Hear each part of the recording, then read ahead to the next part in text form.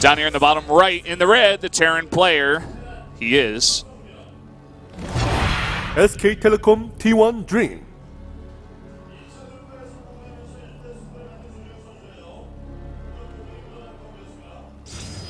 And in the top left, Sir Safety to my captain. Careful, he is. MVP YongHwa. And I wonder how he's going to mix it up this time. Does he just do the same thing? I feel like that's too predictable. I mean, it's safe. Yeah. But then again, I mean, Dream has shown that he is not scared to just pull the boys if you're going to be too safe like that. If you're going to go into DT tech as well. Yeah. I mean, you know what can be really tough about it, in my opinion, is when you don't try to get into Psystorm. Because a lot of, and it's like kind of a lot of Protosses like to just stay on Colossus a bit longer. Especially YongHwa. If you have Psystorm when a push like that comes, you generally just hold it and kill the Terran. Yeah. Of course, that's very difficult to tread that very fine line. If they hit you right before Psystorm is done, you'll just die a lot of the time. But I don't know. And you're right. Like, is he going to do the same predictable style? There's some ways when SCV pulls were in their prime, that's kind of the builds that kill YongHwa right now. People were doing things like opening Blink and doing some harassment to try to slow it down. Yeah. Making them micro a little bit more, and I don't know what his plan is, but I assume he's going to just play very safely. That's my guess here. It's not a hard guess with YongHwa, and I like how you mentioned the Blink because especially on this map, King Sejong Station is quite strong. You can do a lot of harass on this map. You can blink in one side with some observers, get that robo facility right after. Just blink on one side, snipe a few SCVs, blink out the other side, snipe some units, just be annoying in general, and try to get small advantages like that. I feel like this is probably the best out of the 3 maps we had so far for Blink. But I don't know if YongHwa's going to do it. No. I mean, definitely would agree with you. This map is going to be a bit better than the others for Blink. But I mean, YongHwa, he's so good with standard macro styles, and he does feel confident. He's good with the armies. He's knows basically what to do in all these situations. And that last, I guess last game he just kind of got countered too hard with that quick third command center. You know, if that third command center was a bit later, that push doesn't come as strongly, right? Yeah. So maybe he's just hoping he doesn't get countered as hard this time. I don't know, but his probe is off in a funny location.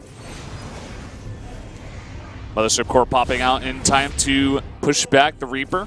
Reaper not seeing much besides a second gas coming up. Yeah. Not hard to guess about that. Yeah, not really. And here we go. Okay. What do you think this is going to be? I think it's going to be a Twilight. You think so? I think it's gonna go, no, I actually think it's going to be a Blink all-in, like a 4-gate. That's my guess here. And the thing is, like, for someone like YongHwa to mix this into his play is really quite nice.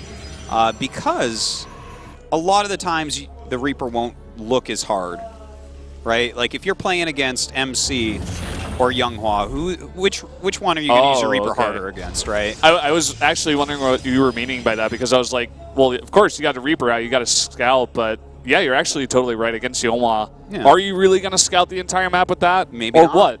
Is he really paying attention to how many pylons are in the main base? Or Can not? he even truly scout exactly how many? He might just be, oh, the other pylon's behind, okay. Yeah, I think that's probably what he's assuming. It is Star TTs. Okay, you were right. I take it back. It's not Blink all-in. Okay, well, I mean, a DT Rush, this is like a pretty all-in build. If they figure out that this is coming, that is a huge investment on your opponent's side of the map, and I can't even tell you how much less supply you have for fighting units if you went for a DT Rush and it didn't work. Like, well, you can tell. It's a hell of a lot less. Yeah, it's... He's going to have, like, a Zealot here and, like, a Stalker. And this Reaper's going to come in the main. He's going to see a Robo. That's pretty late. Yeah. That's, you know, suspiciously late there. Helion's coming in the man. front here. There are no units to defend. What are all these probes doing? They're lining up. One more shot could have gotten 2 more. So let's get this straight here. He goes in and he scouts a late Robo. Hardly any units. 2 gateways. Only 1 gas at the natural. I'd be a bit surprised if he doesn't make a turret. Well, for now, he's not. No, and that he's Dark not. Shrine is about to finish up. He's making a bunker. Okay, so he kind of senses something might be a little bit off, perhaps. But We don't see an eBay on the way. Is he just going to try to survive on scans for a bit here? That's 2 DTs already coming into the main. This is a very, very rushed out DT. And here we go. So Widowmine's coming into the natural. God. Oh. They're going to delay a lot of mining time here. There's not much that YongHwa can use to deal with it, but here we go. The DTs are in the natural as well as in the main. Well, that's a pretty big deal. He does kill off this one in the main base, but at that natural, a lot of damage has been dealt. Continues to try to deal some damage with this other DT.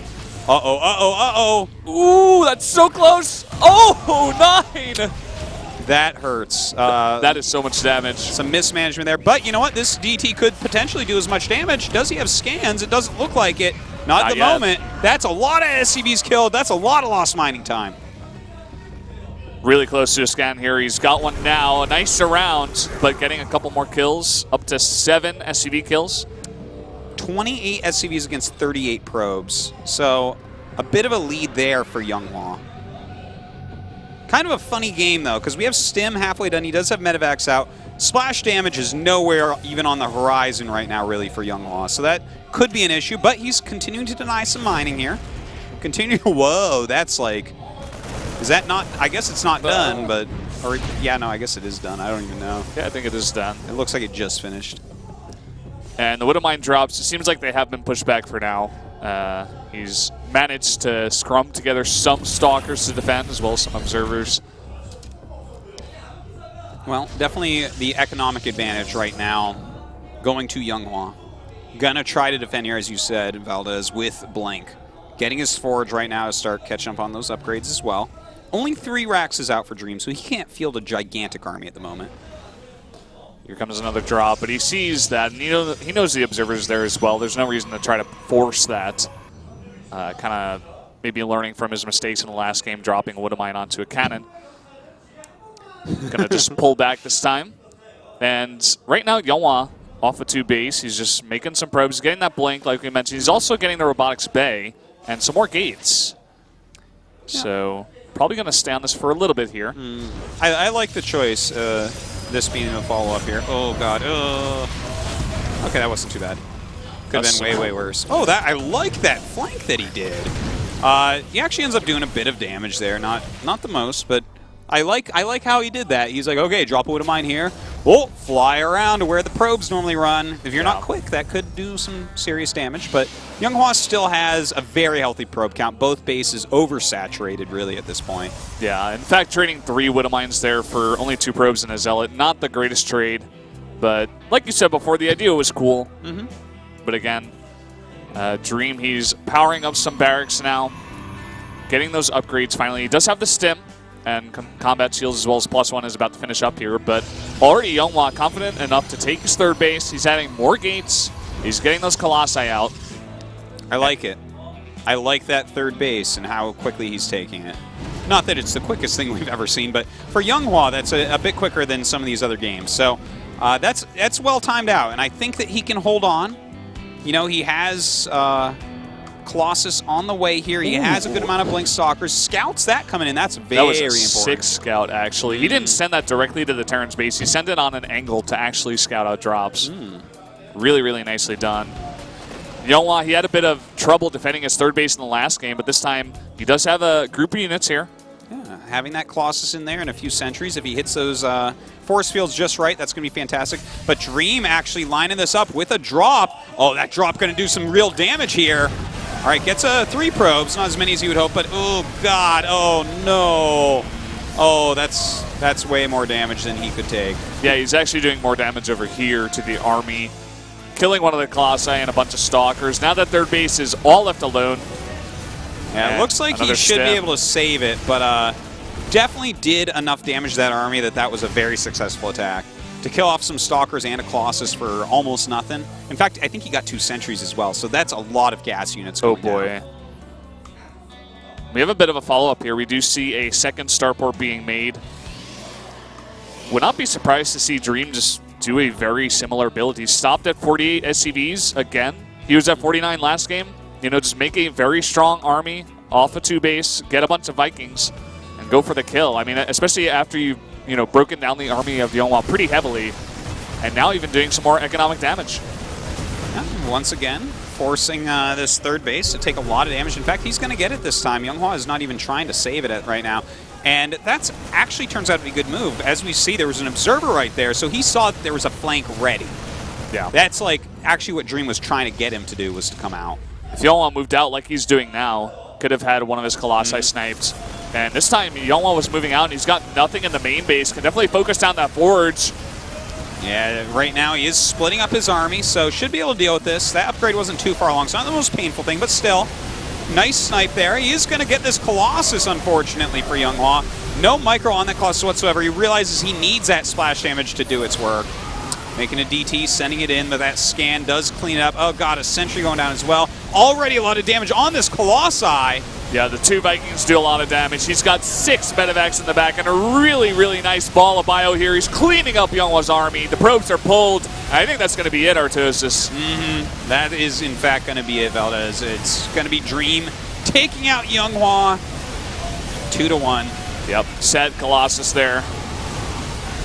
Does go down. Well, I don't know. I guess YongHwa gets another chance against Bomber later on. GG. And Dearm goes up to that winner match. Dearm against TY. Yeah, it's a pretty nice play. And the thing I noticed about Dearm's play actually is that it's very similar across the board. Just pretty safe, maybe getting a third base, but eventually just like stopping at a very low SCV count and just going for it.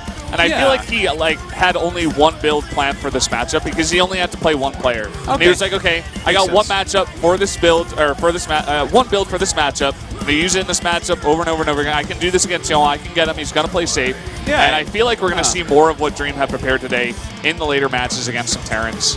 Okay, yeah, that's actually, it's very interesting what you say there. I mean, YongHwa is a little bit predictable, so that would point towards a smart way for Dearm to play it. One thing I do want to say about Dearm's TvP that I saw there was he creates situations in which the Protoss can make some mistakes, such as getting that flank ready for him to come out, dropping the Widow Mines in multiple locations like behind, and then dropping where the probes run to. Yeah. The point where he hit the third and then did a Widow Mine drop in the natural and got some probes. He set up a lot of cool situations like that. It's very smart play. You know, some players are just like very heavy-handed. They're just like, I'm going to attack you and kill you. I'm going to all-in you. Some players like Dearm, they like to come from all sides and just pick you apart. It's very nice. Really fun play. Absolutely. Well, we're going to see how Dearm does in TvT against TY when we come back after this commercial break.